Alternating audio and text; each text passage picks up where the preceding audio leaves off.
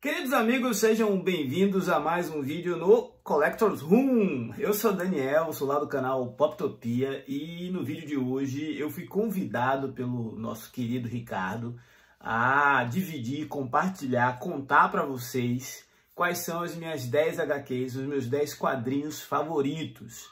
Acontece que essa é uma missão dificílima quando você é um colecionador voraz e um leitor contumaz de quadrinho como eu sou. Eu tive aí enrolando o Ricardo para entregar essa lista já há algum tempo, mas agora sem mais desculpas eu vou compartilhar com vocês e desde já fica aqui o meu registro que é impossível selecionar 10 quadrinhos favoritos, mas eu tive que nesse momento selecionar 10 que eu com certeza gosto muito, recomendaria, leio e releio várias vezes e sinto que eu poderia ter falado de pelo menos outros 10, mas vamos aos 10 então, né? Sem ordem, sem ranqueamento, são 10, tá bom?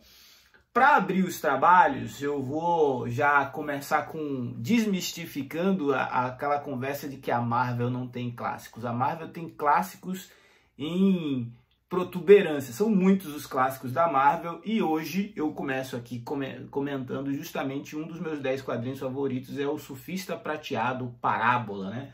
Um quadrinho produzido por Stan Lee com Moebius. Esse já é um quadrinho lançado há mais de 40 anos, se eu não me engano. A gente tem aqui já algumas edições lançadas no Brasil, já saiu pela Editora Abril, já saiu pela Panini nesse formato de graphic novel, e saiu também em um formato maior, que é o Tesouros Marvel. Aqui a gente vai acompanhar uma verdadeira parábola, né, do surfista prateado tentando entender a essência da humanidade e como ela desenvolve idolatria por seres dotados de poderes, mesmo poderes utilizados às vezes para prejudicar a humanidade. Como religião, como fé, política e a manipulação das massas pode ser extremamente perigoso.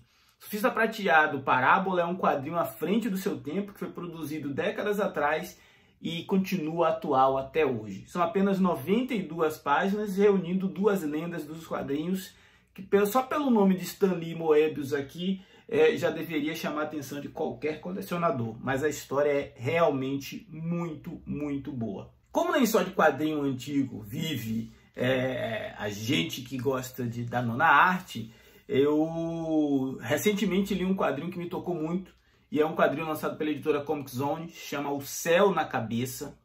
O Céu na Cabeça é um quadrinho de uma equipe criativa espanhola tratando sobre a imigração africana, né? Os dilemas e as agruras da vida de jovens africanos que decidem sair do continente para tentar uma vida melhor na Europa. Nesse quadrinho especificamente, a gente vai acompanhar a dolorida saga do jovem Nivek, um menino que sai do Congo, da exploração da mão de obra infantil do Congo, para tentar uma jornada de sobrevivência distante daquele cenário. Ele se envolve com a guerrilha, ele se envolve com questões religiosas, ele se envolve com questões muito sérias que são discutidas nessa HQ.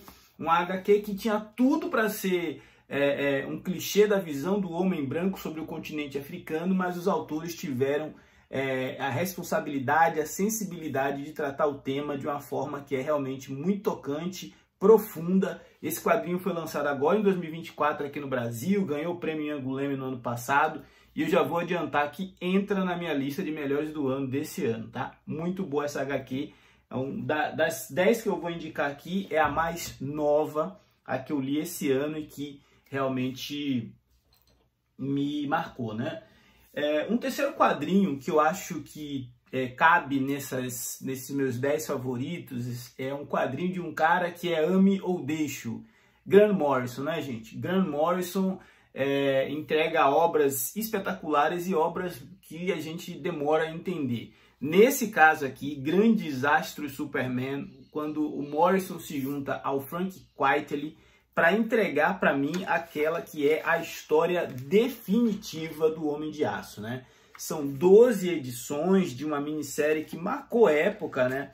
foi uma visão completamente diferente, humanizada, realista e ao mesmo tempo quase divinal de um Superman que é sim meio messiânico, mas é um Superman divertido, leve, apaixonado pela Lois Lane e se deparando com algo que todo humano em algum momento vai se deparar, que é a finitude da sua existência. O Superman tem que encarar o fato de que ele está morrendo e o que ele pretende fazer quanto a isso e que legado que ele precisa deixar. É uma obra espetacular. Grande Desastre Superman deve estar servindo, pelo que eu percebi, de base para o Superman que o James Gunn está preparando aí para o DCU. Cara, eu tô com a expectativa muito alta de que isso seja muito bom e que de repente a gente tenha futuramente outras obras tratando o Homem de Aço com esse respeito, com essa grandiosidade, que é um personagem que muita gente fala, o Superman tá datado para os tempos de hoje. Eu discordo completamente, eu acho que é um personagem altamente necessário. O tempo tá passando, já falei aqui de 3 quadrinhos, tem mais 7 para falar nessa lista. E daqui pra frente é só peso pesado. Não que o Superman não seja, tá? Mas vamos lá. Alan Moore. Tem como você fazer uma lista de 10 quadrinhos impactantes, poderosos, importantes, sem citar uma obra do Alan Moore? Eu não sou daquela religião que acha que o Watchmen é a obra seminal das HQs. Eu não sou. Não sou tão fã assim de Watchmen porque tenho as minhas questões com a visão do Alan Moore para o trato com super-heróis. Porém, em A Liga Extraordinária, o Sir Alan Moore entrega para mim um trabalho que mais aproxima os quadrinhos da literatura. Houve durante muito tempo essa discussão se quadrinho é literatura, se quadrinho não é. Eu acredito que a pessoa que leu A Liga Extraordinária e percebe que é possível você cruzar a fronteira entre uma linguagem e outra, reunindo personagens da literatura em uma graphic novel altamente ilustrada, com um roteiro que permeia a história de um século inteiro, que é o século XIX, o início do século XX. É deslumbrante a forma como o Alan Moore, em sua prosa, consegue retratar uma mudança de paradigma na humanidade utilizando personagens de outras obras que não pertenciam a ele, mas que pertenciam à humanidade, né? Juntar Sir Alan Quatermain, juntar o Capitão Nemo, juntar o Homem Invisível de H.G. Wells, juntar tantos personagens e situações completamente distintas daquelas com as quais a gente aprendeu a conhecê-los, o Mr. Hyde, o médico e o monstro, e colocar esse time reunido como se fosse um time de super-herói, como se fosse uma versão primitiva da Liga da Justiça ou dos Vingadores, é espetacular. É um trabalho que só um gênio conseguiria fazer, né? Então, Alan Moore e Kevin O'Neill, Liga da Justiça 1898, é para mim um desses 10 quadrinhos favoritos e eu já estou pensando inclusive em reler porque já estou com saudade deste universo. Fechando esses 5 primeiros quadrinhos, eu não posso também não mencionar uma obra lançada aqui no Brasil também há pouco tempo, Fulu, do Carlos Trillo e do Eduardo Rizzo. Essa é uma graphic novel lançada pela editora Trem Fantasma.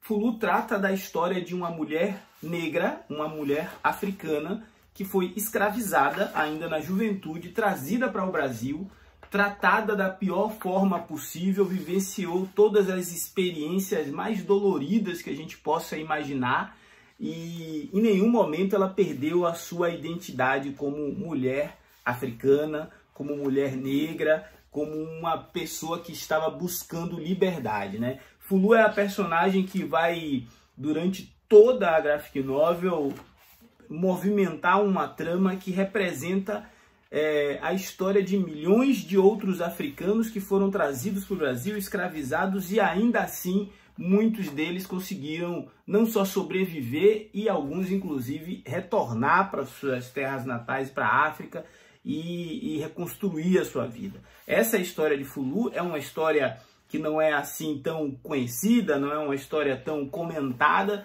mas eu acredito que é o tipo de quadrinho que inclusive deveria estar nas salas de aula, deveria estar nas faculdades para o estudo de história, porque ela inclusive trata de momentos, de um momento da história do Brasil sobre o qual a gente precisa se debruçar, né? Que é o período da escravidão.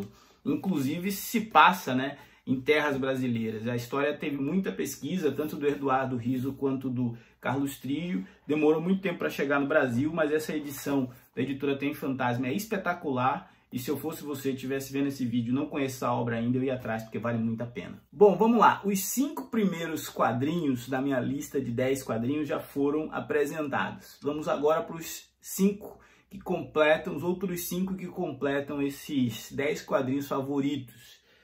E eu tive dificuldade, de verdade, em chegar nesse veredito, né? Mas uma lista de quadrinhos do Daniel, favoritos do Daniel, não pode não ter X-Men, né? E aqui eu abri mão de tudo que é mais clássico dos X-Men para colocar os X-Men do Jonathan Hickman, né? Os X-Men da era Krakoa. Pelo menos, e aí eu faço um recorte, os X-Men até aquelas edições escritas pelo Hickman e até o final da passagem do Hickman. Ele conseguiu redefinir, reestruturar, reapresentar esses personagens para novos públicos, transformar os X-Men de novo em uma franquia de ficção científica, essencialmente colocar os mutantes no centro do universo Marvel, entregar para a Marvel uma franquia completamente restaurada e com interesse massivo da mídia e do público. Então, isso tudo sem abandonar a essência de que eram personagens lutando para coexistir em um mundo com humanos. Tem muita gente que critica essa fase porque os X-Men tiveram posturas separatistas, criaram sua própria nação, sua própria cultura, sua própria religião. Mas eu acredito que os X-Men do Jonathan Hickman, essa passagem pela era Krakoa, representa uma evolução nos personagens, uma evolução na forma de contar história de quadrinhos de super-heróis.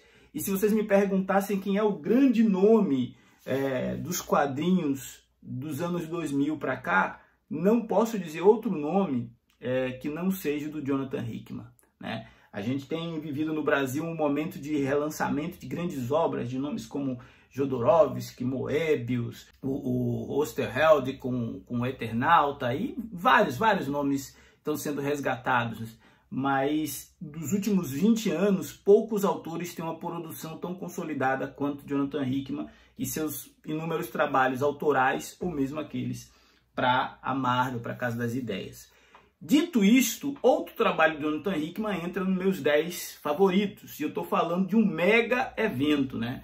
Há quem torça o nariz para os grandes eventos da Marvel e da DC Comics. Eu gosto muito de Guerras Secretas de 2015, onde o Jonathan Hickman reorganiza todo o multiverso da Marvel, recorrendo a um artifício que é o quase reboot, né? Durante alguns anos, o Hickman escreveu os títulos das séries dos Vingadores e foi construindo um evento para o qual tudo convergia, que seria o fim de todos os multiversos. Num confronto final, restaram 2 universos, que era o universo Ultimate e o universo Marvel 616. Quando esses universos colidem, surge um novo mundo, um novo universo, que é o mundo de batalha, que na verdade nada mais é do que uma coxa de retalho com pedaços de multiverso de outras sagas, de outras realidades alternativas que a gente já tinha visto antes.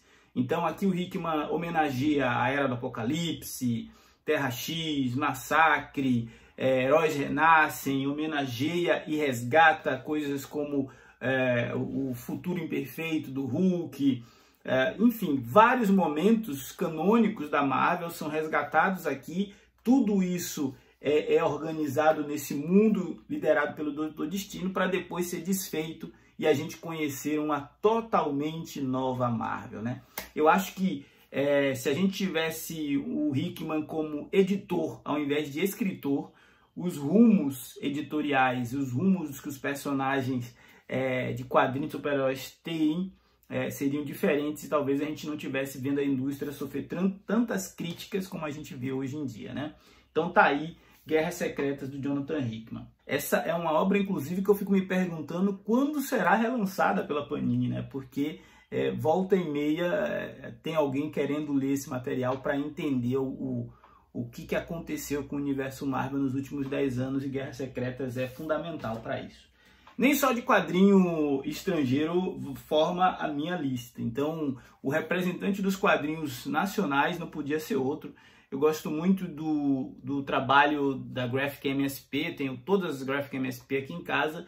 E Jeremias é uma Graphic, aqui eu estou com o volume Alma, que é o segundo volume de uma trilogia, mas é para representar os três, né? Jeremias é o tipo de quadrinho que retrata muito da vida do homem e da mulher e das crianças afro-brasileiras no Brasil contemporâneo, né? Através do personagem de Maurício de Souza, os autores Jefferson Costa e Rafael Calça conseguiram compor aqui a história de um menino que tem que lidar com racismo, tem que lidar com a diversidade, tem que lidar com muitas vezes a exclusão social que as pessoas com pele preta sofrem nesse país, e também um menino que está descobrindo e construindo a sua identidade, né? Jeremias Alma é educativo, não é panfletário e é absurdamente necessário para a gente educar as novas gerações de leitores. Então é por isso que está entre os meus quadrinhos favoritos. Se eu tivesse aqui 20 quadrinhos para sugerir, não 10, a gente veríamos outros quadrinhos nacionais que eu gosto muito, mas não coube nesse primeiro momento aqui. Os dois últimos quadrinhos que eu vou mencionar não significam que eles são os mais importantes entre os 10 que eu elenquei, mas são dois que eu gosto bastante e que eu revisito com frequência, né?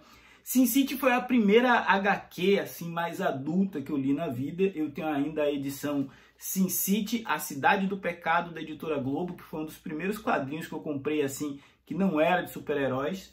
Mas entre essa produção do Frank Miller, O Assassino Amarelo é aquela história em quadrinho que eu entendo ser a história em quadrinho com a narrativa, com o storytelling mais bem elaborado que eu já vi assim ser produzido, né?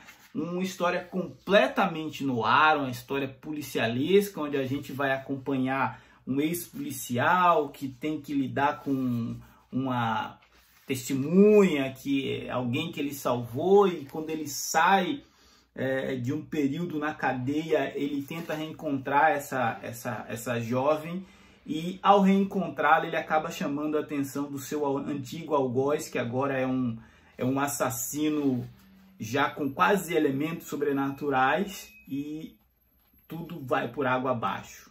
O Assassino Amarelo é fruto da genialidade do Frank Miller, entregando um quadrinho completamente fora das amarras de editoras como Marvel e DC. Um quadrinho autoral que, quando eu li, foi a primeira vez que eu entendi que os autores de super-heróis também podiam fazer outras histórias, e fiquei embasbacado.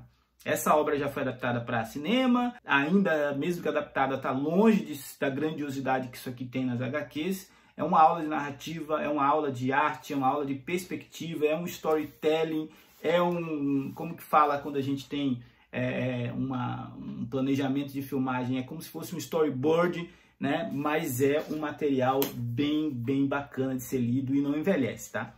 Diferente aí de outras obras, Sin City, O Assassino Amarelo é atemporal, bacanuda. Para fechar minha lista, eu sou fã de X-Men, eu gosto muito de quadrinhos de super-herói, não tenho vergonha nenhuma deste rótulo, e acho muito bobo quem diminui, menospreza as histórias de quadrinhos de super-heróis, porque é de histórias de quadrinhos de super-heróis como Deus Ama e o Homem Mata que saem mensagens poderosíssimas, né? Esse quadrinho é um quadrinho escrito pelo Chris Claremont com arte de Brent e Eric Anderson, produzido lá nos finais dos anos 70, início dos anos 80, uma graphic novel que trata de temas como o racismo, temas como a exclusão, temas como a religião sendo usada como arma de propagação do ódio, da desinformação, de fake news, tudo isso em uma época pré-internet, né? Os X-Men são obrigados a confrontar o reverendo William Stryker, que usava a televisão para propagar a ideia de que os mutantes eram seres demoníacos e deveriam ser combatidos até a extinção. Nesse mesmo quadrinho a gente vê um professor Xavier quase que convertido a essa ideia e utilizado como arma para ferir aqueles que são os seus próprios alunos. Então, no final a gente tem uma mensagem ali de que fé é essa, que amor é esse, que Deus é esse que julgaria as pessoas pela sua aparência ou pelas suas habilidades diferentes das outras, né? É um quadrinho poético, um quadrinho político, em uma época que sim, já existia política nos quadrinhos. Deus ama, o homem mata, fecha a minha lista aqui dos 10 quadrinhos preferidos. Espero que vocês tenham gostado das minhas recomendações. Se vocês não conheciam nenhuma dessas obras, conheçam, vão pesquisar, porque com certeza vocês vão ser seres humanos melhores depois dessa leitura. Agradeço muito ao convite do nosso amigo Ricardo, foi um prazer estar aqui no Collector Rooms. Forte abraço, fiquem bem, valeu!